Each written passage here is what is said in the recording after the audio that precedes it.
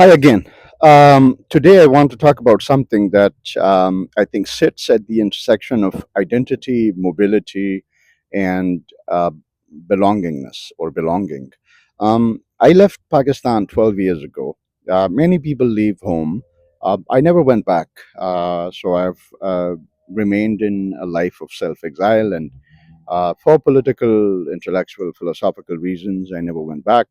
And I've lived here, and I oftentimes meet other Pakistanis, or I should say, I come across them. I mean, there are close friends, of course. Then there are the larger Pakistani community also in the diaspora, right? Or you call them the diaspora. And I've encountered this with other friends who come also from other places. So essentially, this is the experience of leaving one social context and living in another social context where things change.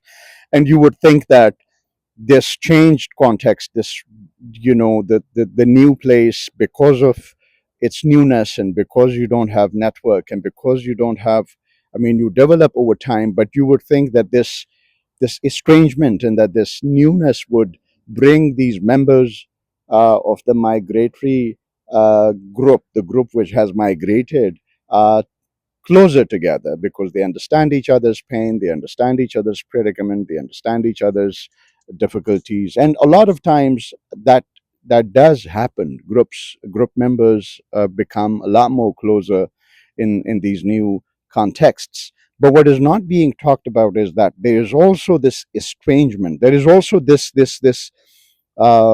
parallel feeling that develops, which is that um, the members of this group which has migrated from a country, let's say Pakistan, don't necessarily find the company of their group members or their country fellows necessarily appealing or pleasant or attractive. And I wonder, why is that? And I have experienced it myself. I've talked to other friends from other places, they've experienced it.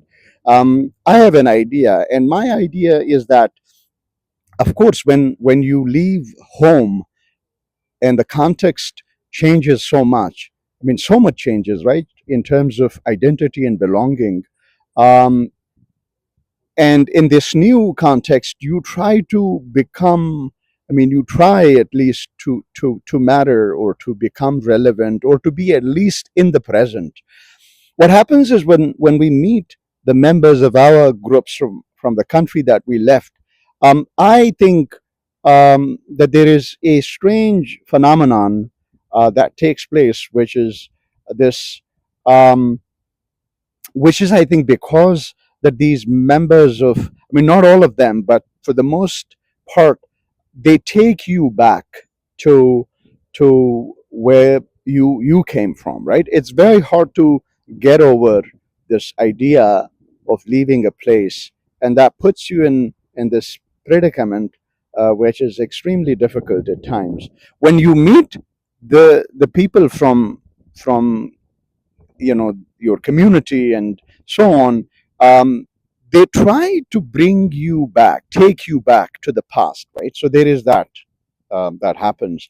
But what it also then does is that it shows you a mirror in which you see your own predicament quite clearly.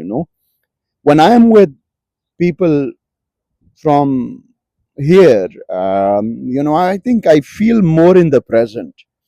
We're talking about things here, or the politics here, or life here, or the challenges here, or so on. But when I'm with friends, not everyone, of course, but and this, as I said, is a phenomenon that other people also experience, is that they avoid the company of their own people who migrated from the same context. Is, I think, that is because, one, they see their own predicament quite clearly when they are in the company of those people, right? Second, and that is painful, right?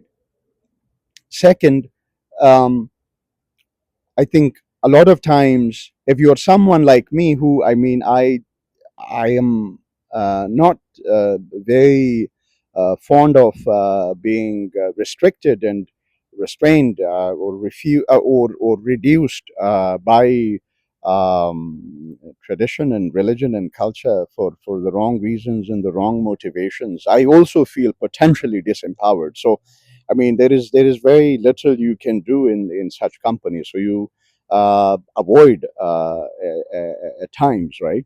So it's both the potential disempowerment that you experience, but also the utter, uh, you know, um, the utter disappointment that you feel when you see yourself in the person who becomes the mirror for you, and you feel like, okay, this is who I am, right? So it causes a lot of, again, disempowerment. It causes a lot of pain. It causes, I mean, this anxiety, and it also takes you away from the present into a very distant past, and then that becomes a lot of work to bring yourself back to the present, right?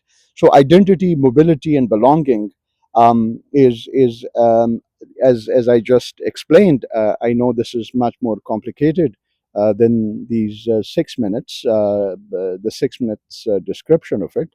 But I think it makes sense, and I'm sure people have written about it. I have yet to read on the subject as to why there is, of course, this attraction, this appeal that takes place between members of a group that migrates from one place to another. But at the same time, there is this pulling away, this estrangement that happens, and that estrangement is not talked about much. And the estrangement, I believe, happens because a we see our own predicament quite clearly in the other human being, and that becomes very obvious to us, like this is my situation too.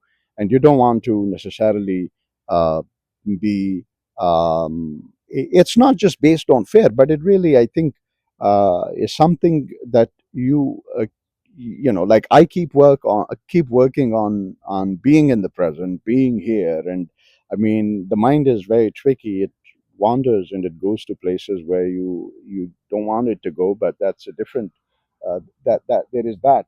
But I think there is also, yes, there is. So you see that this is a very at the risk of repeating this, is that you see your predicament quite clearly, and oftentimes you also feel this disempowerment, right?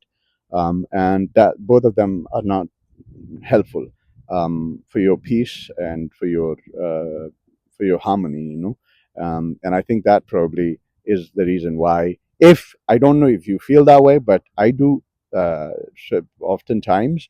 I think that's, I don't know. It's maybe there are insights on how to overcome, but this, I think, feels real for a lot of people.